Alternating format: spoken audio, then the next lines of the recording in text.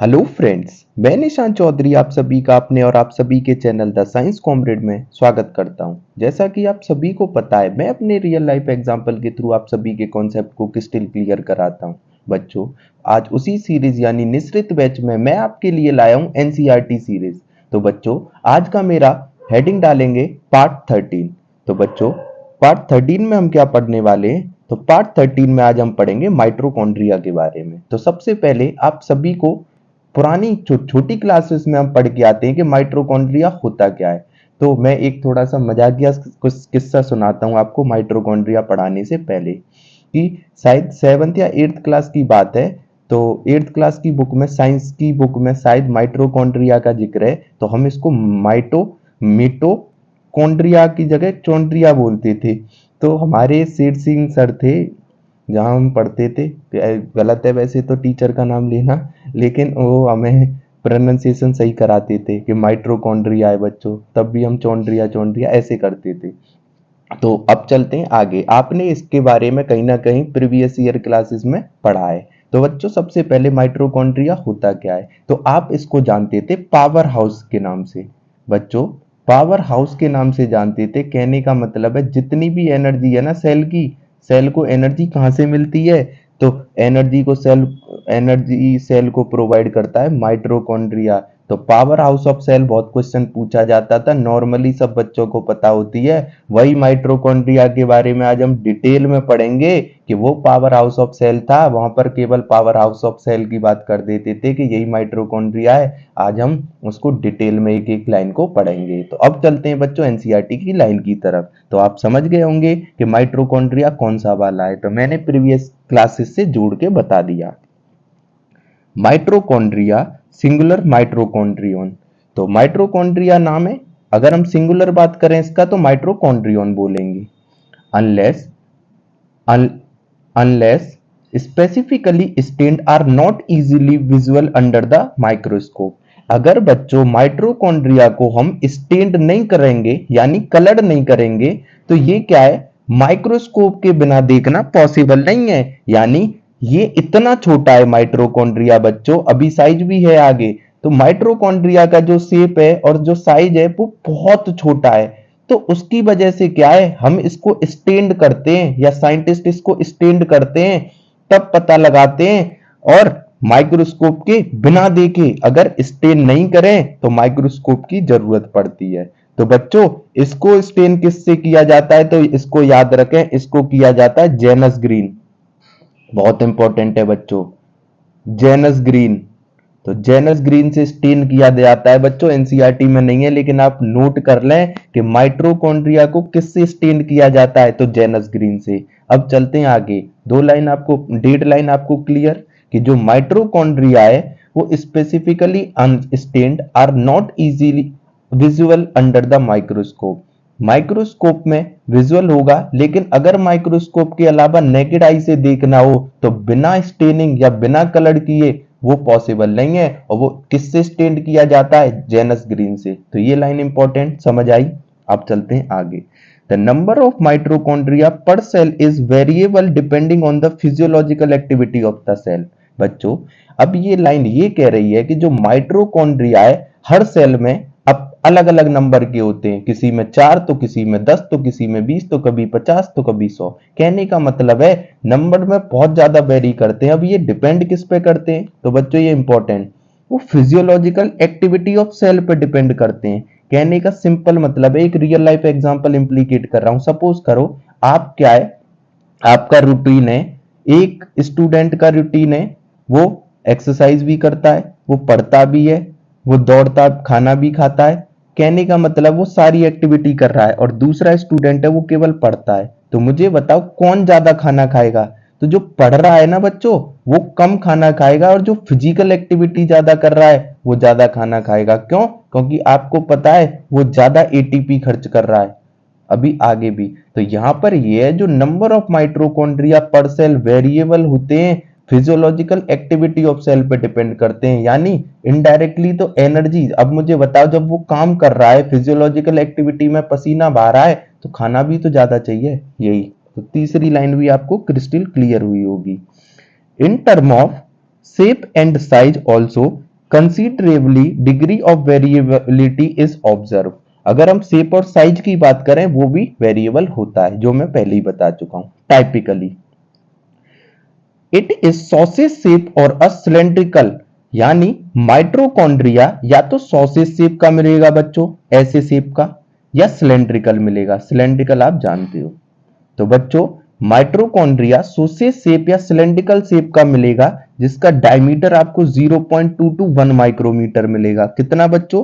0.1 into 10⁻⁻6 to 1 into 10⁻⁻6 metre, इतना मिलेगा। Average की बात करूं तो 0.5 माइक्रोमीटर। और इसकी लेंथ कितनी मिलेगी बच्चों? 1 मीटर, 1 to 4.1 माइक्रोमीटर। तो इंपॉर्टेंट डेटा है बच्चों, याद रखें। तो माइट्रोकॉन्ड्रिया का शेप कैसा मिला बच्चों? सुसेज शेप और सिलेंड्रिकल। डायमीटर कितनी है? 0.2 से 1 माइक्रोमीटर। लेंथ कितनी है बच्चों? 1 मीटर से 4.1 माइक्रोमीटर। अब चलते हैं बच्चों आगे, इसको करते हैं rough.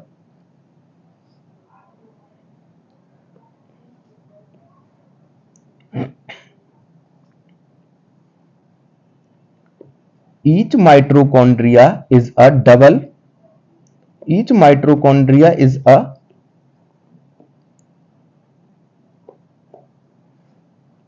each mitochondria is a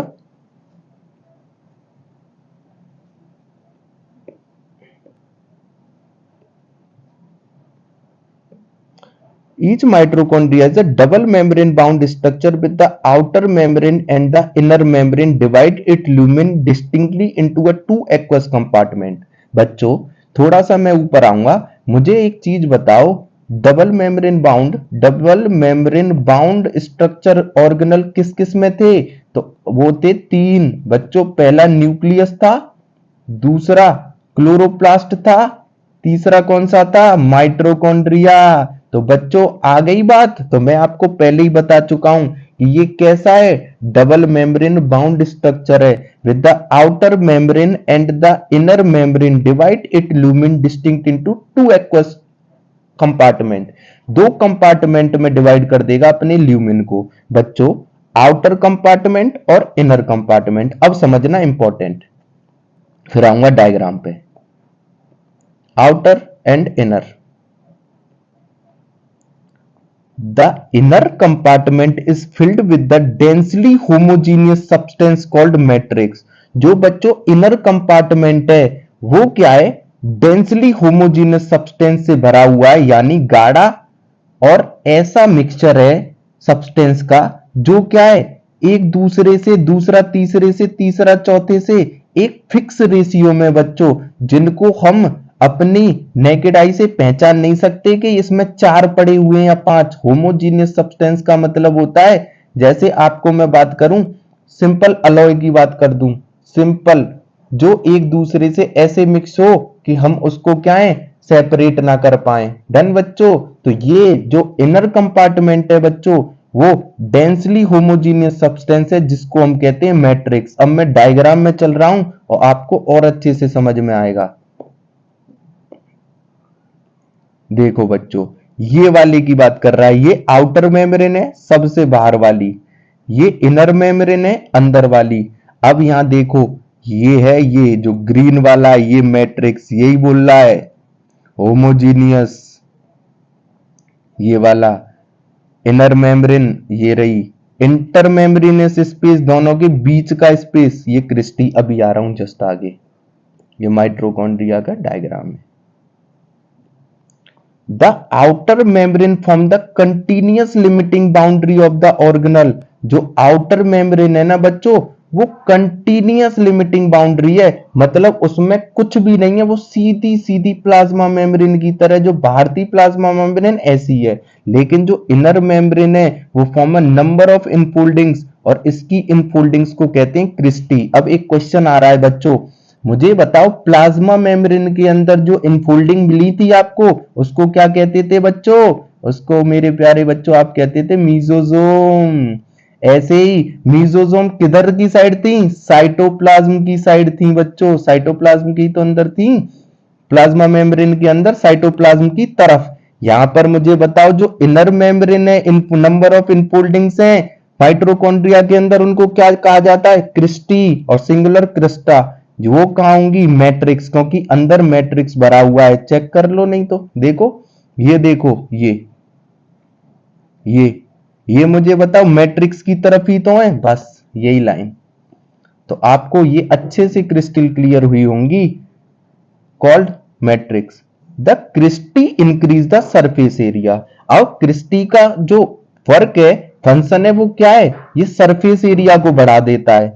the two membrane have their own specific enzyme associated with the mitochondrial function। ये दोनों मेम्ब्रेन के अपने अपने स्पेसिफिक एंजाइम है जो माइटोकॉन्ड्रियल फंक्शन में हेल्प करते हैं। दोनों, इनर पे भी आउटर पे भी, दोनों पे एंजाइम होंगे और एंजाइम के अपने अपने अलग अलग फंक्शन होंगे बच्चों। कोई साइज को बढ़ा रहा होगा क्योंकि सरफेस एरिया को क्रिस्टी पे बढ़ा रहे हैं। Mitochondria are the site of aerobic respiration. Important बच्चों, माइटोकॉन्ड्रिया क्या है, आपको पता है एटीपी का प्रोडक्शन करती है, लेकिन ये एरोबिक रेस्पिरेशन में कैसे, एरोबिक का मतलब होता है in the presence of oxygen. अगर मैं बात करूं या एनएरोबिक की, तो विदाउट ऑक्सीजन, या अगर ऑक्सीजन की अवेलेबिलिटी नहीं है तो माइटोकॉन्ड्रिया कोई एरोबिक रेस्पिरेशन नहीं करेगी, वो रेस्पिरेशन नहीं करेगी। They produce energy, cellular energy in the form of ATP, hence called power house of the cell। तो ये क्या करेगी, जब एरोबिक रिस्पिरेशन करना स्टार्ट करेगी तो एनर्जी भी प्रोड्यूस करेगी। तो वो सेलुलर एनर्जी जो प्रोड्यूस होगी वो किस फॉर्म में होगी बच्चों, एटीपी। जैसे सिंपल एग्जांपल दे रहा हूं, मैं आपको 10 किलोमीटर दौड़ाता हूं, आपको पता है उसके लिए आपको एटीपी की जरूरत है। तो आपको जो माइटोकॉन्ड्रिया है वो क्या करेगा, वो सेलुलर एनर्जी के फॉर्म में एटीपी के फॉर्म में निकलेगा। तो एडेनोसाइन ट्राइफॉस्फेट इसकी फुल फॉर्म है, जो कि बहुत बार आएगी, आगे हम पढ़ेंगे। The matrix also possesses single circular DNA molecules and a few RNA molecule. Important line है बच्चों, इसको रफ करके थोड़ा बताता हूं, यहां समझ में नहीं आती बच्चों को। ये कह रही है लाइन बच्चों कि जो मैट्रिक्स है उसके अंदर क्या क्या है। यहां लिखा हुआ सिंगल सर्कुलर डीएनए मॉलिक्यूल, तो यहां बच्चे समझ लेते हैं कि सिंगल स्ट्रैंडेड डीएनए ना बच्चों, सर्कुलर बेशक है लेकिन मिलेगा क्या, डबल स्ट्रैंडेड डीएनए ही। Circular double stranded DNA, stranded DNA. और क्या मिलेगा बच्चों, आरएनए। राइबोसोम्स मिलेगा, कैसा मिलेगा, 70s। तो बच्चों एक क्वेश्चन में यहां और पूछूंगा कि प्रोकैरियोटिक में कैसा राइबोसोम मिलता था, 70s। यूकैरियोटिक में कैसा, 80s। अब आप कहोगे कि गुरुजी माइटोकॉन्ड्रिया को आप कह रहे हो यूकैरियोटिक, लेकिन इसमें तो 70s मिल रहा है। मैंने कहा था बच्चों की यूकैरियोटिक सेल में जो राइबोसोम मिलेगा वो तो 80s होगा, लेकिन ये मिल रहा है माइटोकॉन्ड्रिया में, यानी यूकैरियोटिक के ऑर्गेनल के अंदर मिल रहा है। तो बच्चों जब भी ऑर्गेनली के अंदर कोई भी राइबोसोम मिलेगा वो भी प्रोकैरियोटिक जैसा ही मिलेगा, 70s, चाहे तो वो क्लोरोप्लास्ट हो चाहे वो माइटोकॉन्ड्रिया हो। And the component required for the synthesis of protein. तो आपको पता ही है जब राइबोसोम होगा तो प्रोटीन की सिंथेसिस होगी। तो last line, the mitochondria divide by fission. तो जो माइटोकॉन्ड्रिया है वो भी फिजन से डिवाइड होगी, बाइनरी फिजन से, जैसे कौन होता है, बैक्टीरिया। डन बच्चों, तो ये था mitochondria, the power house of cell, the aerobic respiration और the cellular energy in the form of ATP देने वाला। तो आई होप बच्चों आपको मेरा वीडियो अच्छा लगा हो। लाइक करो, सब्सक्राइब करो, शेयर करो और अपने दोस्तों में बहुत ज्यादा शेयर कर दो। धन्यवाद। राधे राधे।